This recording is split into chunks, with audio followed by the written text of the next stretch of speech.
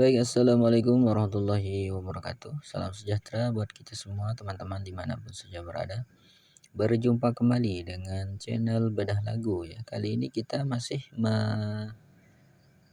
mengupas lagu iklim yang berjudul Sheila ya teman-teman ya. Namun sebelum kita lanjut, bagi kalian yang suka dengan channel ini, channel yang sederhana ini, silahkan subscribe dan like, bunyikan tanda loncengnya. Mudah-mudahan bermanfaat buat kalian semua. Baik, ke para pecinta sufi, kita langsung saja ya. Sheila.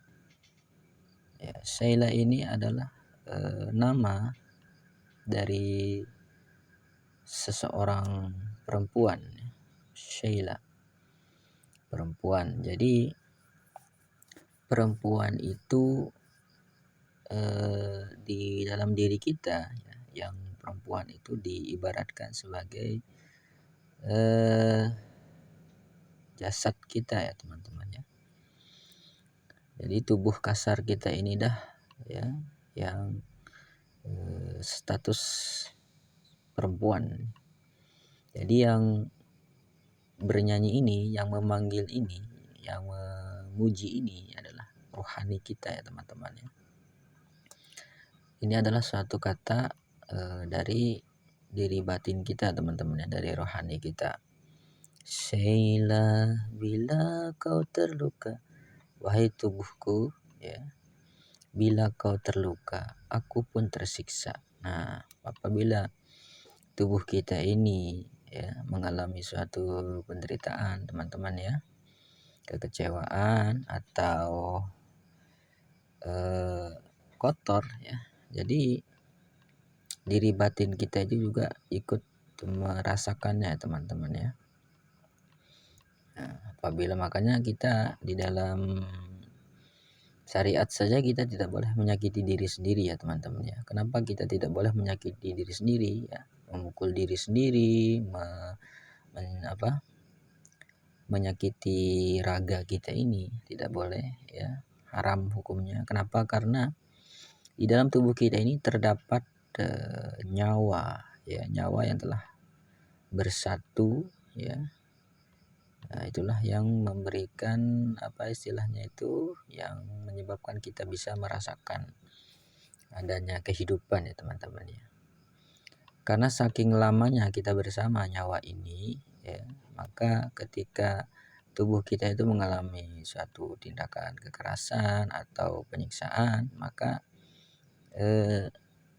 ikut merasakan juga yang di dalam kita ini teman-teman.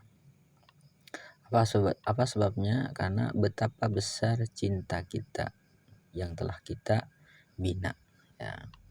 Jadi ibaratkan oleh dua pasang kekasih atau dua sejoli teman-teman, apabila kekasihnya itu tersakiti, maka kekasih yang satunya juga ikut merasakan penderitaan tersebut ya. Apabila kita menyakitin orang lain ya, maka sebenarnya kita sedang menyakiti diri kita sendiri ya teman-teman ya. Nah, kita lanjut. Namun terhalang dinding pemisah ya. Tapi ada kalanya ya, ke penyatuan itu ya, bersatunya rasa ya, atau peleburan atau kefanaan kita ya, terkadang terhalang oleh dinding pemisah begitu tingginya. Jadi tingginya ini diibaratkan sebagai keakuan, keegoan atau keegoisan kita sendiri ya teman-teman. Keegoisan, keakuan yang tidak mau tahu. Terkadang kita sebagai manusia tidak mau tahu akan perasaan nurani kita sendiri, akan perasaan rohani kita sendiri, atau bagaimana sebenarnya perasaan nyawa kita sendiri apabila kita menyakiti raga kita ya, atau mengotori daripada raga kita teman-teman. Jadi salah satu penghalang untuk merasakan kemesraan itu ya tiada lain adalah hawa nafsu ya teman-teman ya. Kemudian dilanjut lagi dengan bait Sheila kini terbelenggu karena orang tuamu ya. wahai tubuhku, kini kau terbelenggu karena orang tuamu. Siapa orang tua tubuh ini? Dia lain adalah tanah ya teman-teman ya. Di mata mereka yang ada intan dan permata. Namanya tanah identik dengan dunia. Apa yang menyebabkan cinta itu terkadang tidak bisa bersatu teman-teman ya? Apa yang menyebabkan terkadang seseorang itu tidak mendapatkan nikmat mesra dengan dirinya itu? Ya ini jawabannya ya. Karena dia terhalang oleh unsurnya sendiri, orang tuanya sendiri, yaitu tanah. Tanah itu identik dengan duniawi. Duniawi itu pasti identik dengan intan dan permata. Intan kemewahan dan permata segala bentuk tipu dayanya. Ya ini teman-teman ya, di mata mereka yang ada, di mata mereka siapa? Mereka orang tua. Orang tua siapa? Yaitu dunia.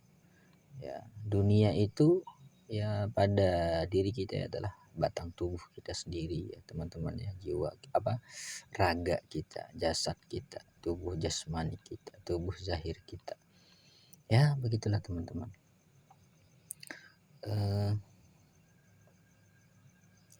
Kemudian si ruh itu bilang, nyawa itu, aku tak punya harta dan benda. Ya, dia tidak punya harta dan benda karena ruh itu hanya punya Allah teman-teman. Dia tidak tertarik sebenarnya ya. Nyawa kita ini sebenarnya dia tidak tertarik dengan harta, tidak tertarik dengan sesuatu kebendaan karena nyawa kita ini bukan kebendaan ya teman-teman ya. Mungkin akan membuat sengsara. Jadi cukup yang menderita itu adalah batang tubuh kita ini ya teman-teman ya.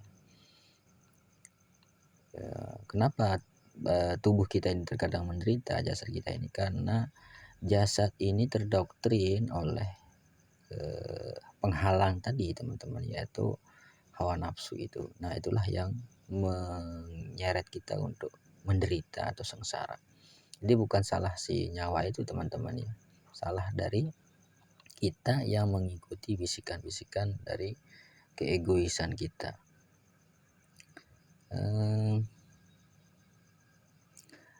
Lalu ku coba bertanya, untuk apa cinta kita? Kemudian nyawa kita bertanya kepada Tuhannya, untuk apa cinta kita? Ya, atau nyawa kita ini bertanya kepada diri kita sendiri ya. Ya. Jadi kata ruh itu sebenarnya, untuk apa cinta kita?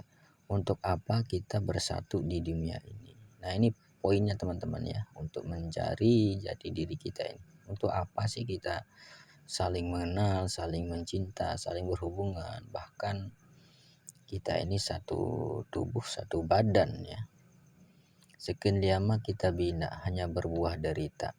Untuk apa semua? Untuk apa kita bersatu kalau ujung-ujungnya kita akan menderita, akan terpisah? Ya, itu intinya teman-teman. Untuk apa rohan kita itu memiliki rohani atau nyawa ya dalam tubuh kita ini, kalau hanya ujung-ujungnya kita akan berbuah derita, tidak akan bahagia.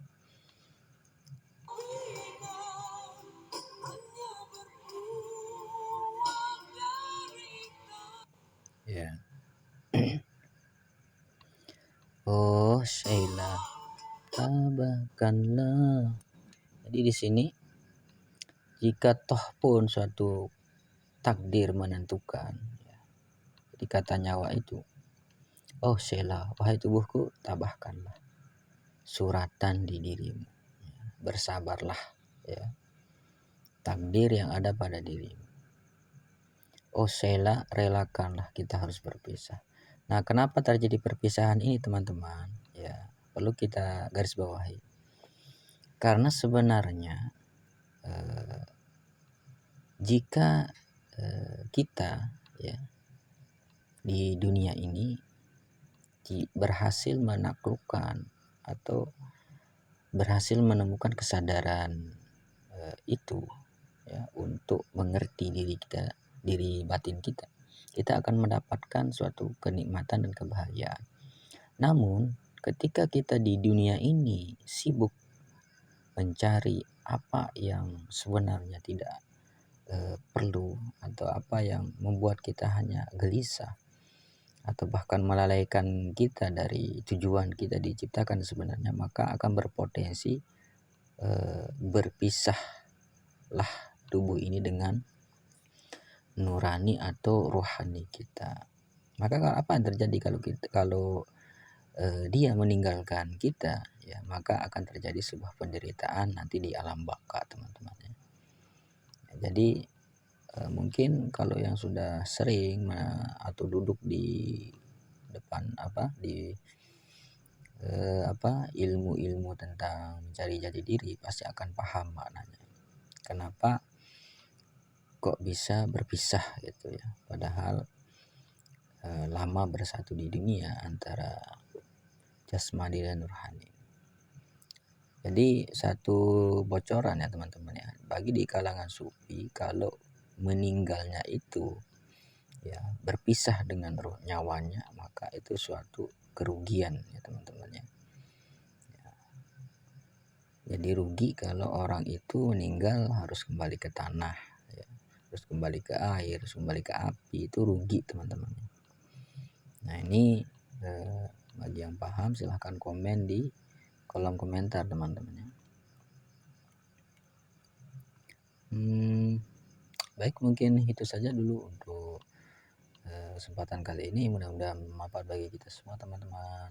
Bye, wassalam.